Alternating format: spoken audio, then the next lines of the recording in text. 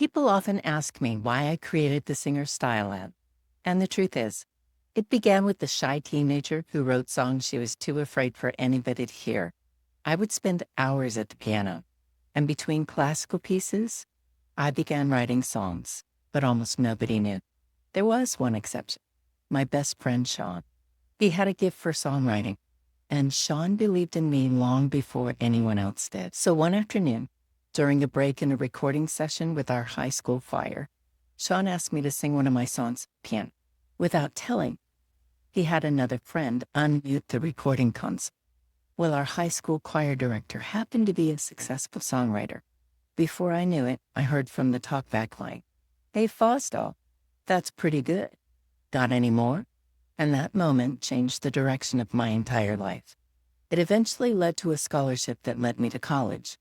And in college, I was told that as a singer-songwriter, I should study voice.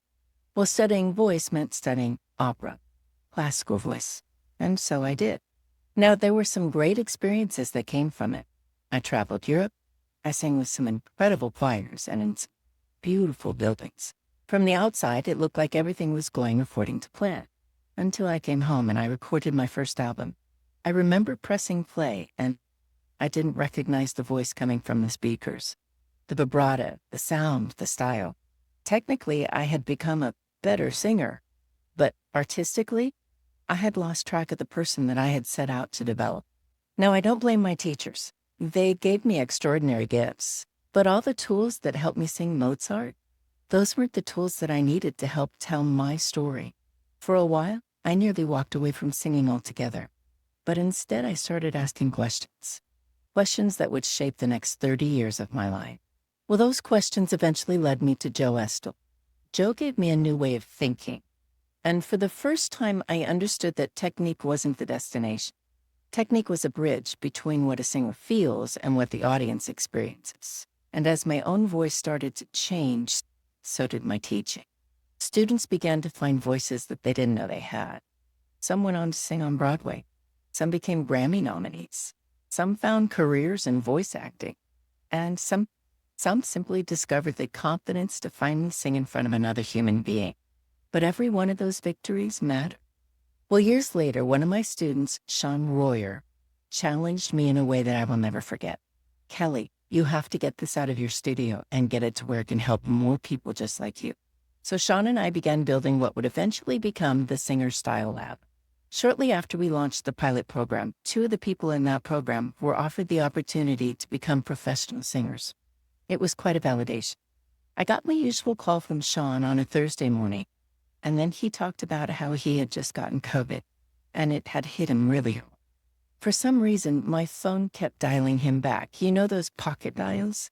And so I told him, "Hey, my phone keeps dialing you back. It's probably for some reason. So maybe I just need to tell you I love you."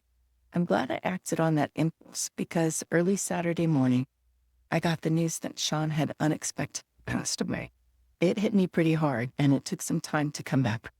But I knew that Sean's encouragement to me was something that I needed to carry forward. So today, after decades of performing and teaching and researching and questioning, rebuilding, I've come to believe something very simple. Every singer deserves the freedom to express what lives deep within them through their own voice, not someone else's. And technique isn't there to make us all sound alike. Technique is there to remove the barriers, to help singers connect the emotion that they carry deep within them, using the voice that they're meant to share with the world. Now, I'm also a parent, and I know how terrifying it can be to wonder whether you're making the right decisions for your child. Do you encourage them with this artistic stuff?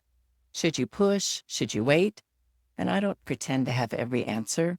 I've made plenty of mistakes, but I also know the power of believing in a young artist. I know because my friend Sean believed in me years ago, long before I believed in myself.